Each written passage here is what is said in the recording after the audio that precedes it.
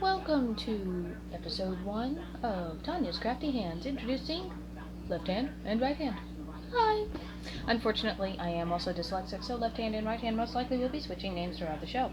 So, today we are going to work on a mini globe. Da, da, da, da, da.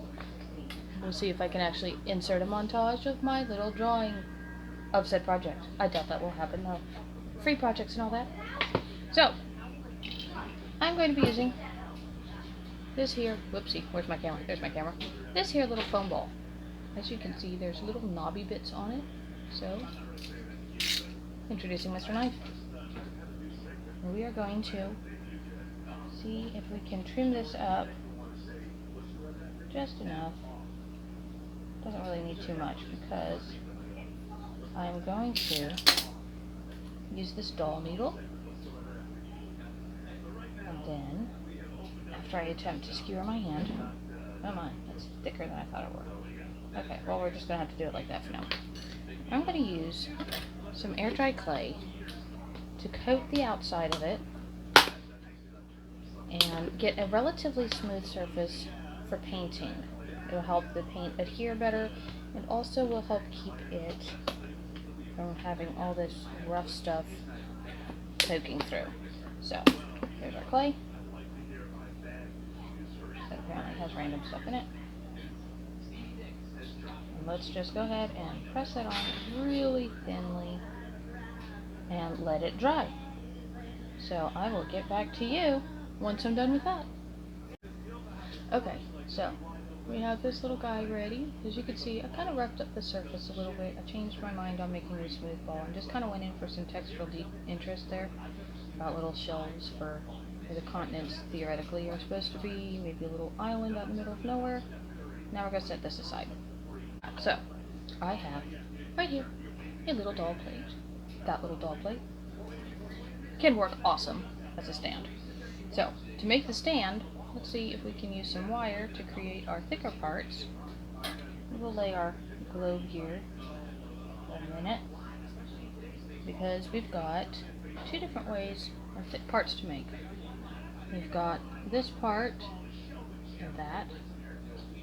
And then we have this separate part here. But this separate part here, that should be pretty easy. That should be just a straight line. We could probably get that with a finding or just make that out of the wire. The idea for this piece, though, I think we ought to be able to take a length of wire, bend it in half, and just give it a good twist until we have something of the right height.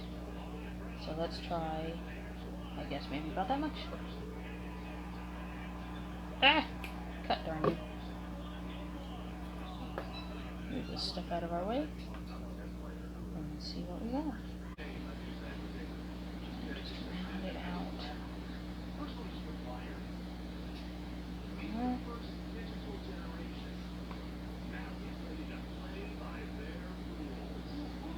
Let's see. Okay, so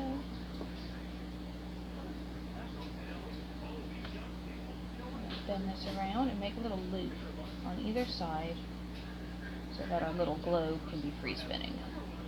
Because what's the point of a globe if it doesn't spin on its axis and generally annoy people with the sound of its whirring. There we go. See? Little loop. Okay, so let's snip that off, hopefully without snipping our eye.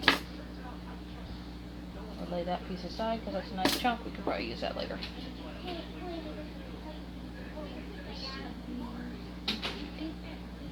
Alright, so our loop is rounded. And there's our bottom side. Now,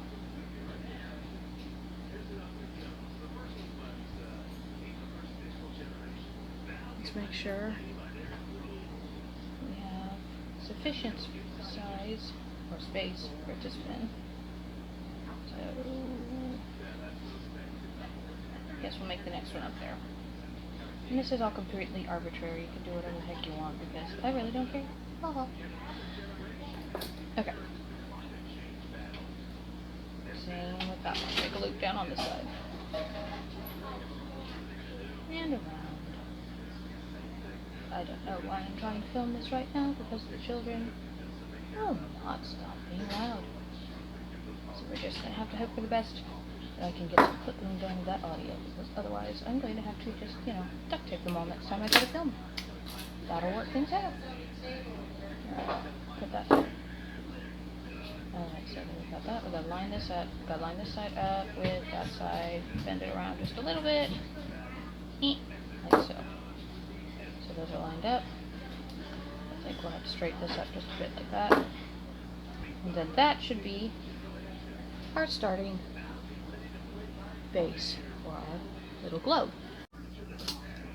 Okay, my glue gun is finally warmed up. Amazing how long that takes when you're, trying to do other things. We're going to put a little dab of glue. Try to keep it small and uniform, so that'll be easier to disguise later. No, I have stringies. Okay. So, we have our little guy. Ta-da! Okay, so I do not know what glue this actually is. All I know is it's an alcohol clear glue. I'm guessing the nearest type to it in the store is probably like 86,000 or whatever it's called. But it dries pretty quick. It leaves little strings everywhere. But it dries clear, and I can use it, put it into the little hole here, and then rest the wire in it, lining it the outside and inside. Or I can put a little bit of glue right around here where I want the second bead to stop. And yes, it will dry out, so please keep it capped, otherwise it's going to be dried out and gross and yucky, and then you'll get mad at me and say, why did I use this stupid glue? And it's not my fault, it'd be your fault if you didn't put the glue on, or the cap on. Either way. Okay, so we'll leave that to dry. It should hopefully take 5 or 10 minutes. We'll have to see, but we'll leave that there to dry.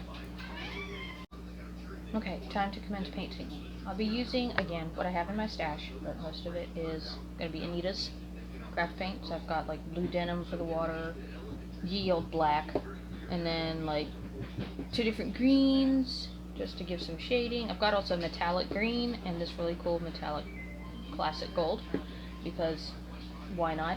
And then we got some white to either lighten some colors or, I don't know, a coastline surf or something. We'll see how creative we wind up getting with this. So I'll go ahead and try to see if I can't time-lapse this to make it a little faster for everybody, but let's begin painting.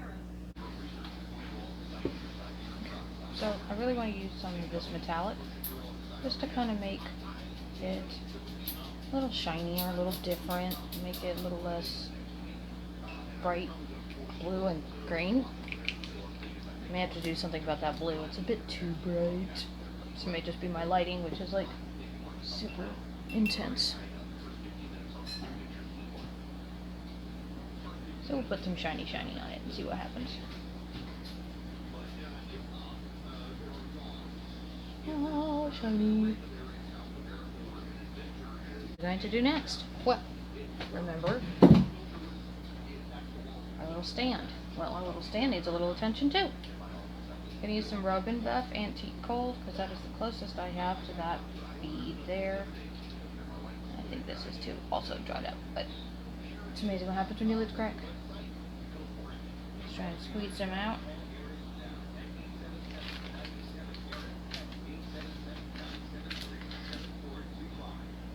Squeeze. There we go. Got some live stuff. So, you're supposed to probably wear gloves, but I'm just going to rub it on my fingers. And try and rub it around.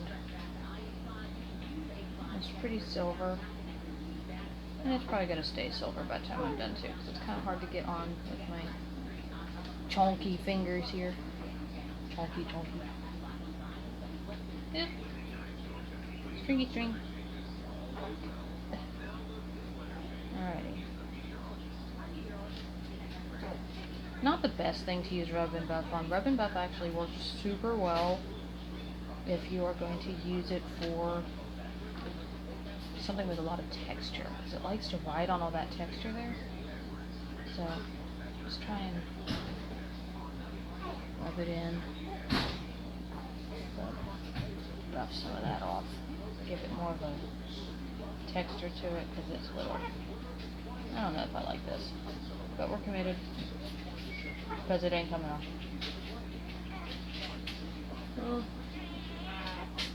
Yeah, probably don't like that, but that's what we got right now. Okay.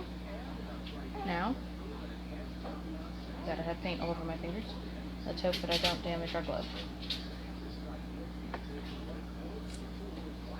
Use our handy dandy pliers to remove our globe. And see if we can thread this without getting paint all over our brand new globe. So I'm going to take a little black bead, a tiny black bead. I'm going to put it over the end here. See, like that. Then we'll slide our globe in. That's the very least. And we're going to put another little tiny black bead there. See? And we'll thread it through our hole, up, like that. And bring it along until it rests down on the bead on the bottom. Oopsie, on the bottom. Okay? Then we can arc this around like that, bend it down till it touches better. And then, using our mystery glue here, again, alcohol based, I think it's its equivalent is E6000. We'll just have to figure that out. Try and squeeze a tiny, oopsie, tiny bead there to allow our little topper bead to sit there.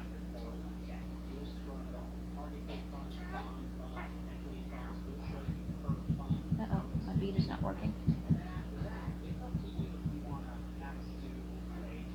There. Now we'll lay this on its side so it can dry in place. Then, while it's drying, I'm going to grab our little snips here and our last bead, which is the little gold one, and we're going to give that a snip. Again, with our little mystery glue, cover the end of it. Try and keep it from making a bunch of stringies. And then stick on. Okay, sorry for the weird ending on this video. Sadly, my internal memory decided to die right as I was in the middle of the ending. So, this little bead up here, boop, is glued on with the same bead glue as all the others. So now we have a little working globe. She spins, and you can basically take it and do whatever you want to with it. There's the other side. All ready for a borrower to sit and ruminate over, I suppose, or get some really screwed up geography lessons. Hey, sorry for the, squinty face. Apparently it's like really bright outside and I don't do well with glare. So, next time I am planning on doing a little diorama from Hobby Lobby. They're lots of fun. The one I'm going to do, unfortunately, I have done one of them before, and they are not really good with their instructions. So it'll be interesting to see whether or not we actually manage to get through it, or whether or not I, start breaking things. Anyway, that's it for now. We'll see you here next time. Bye!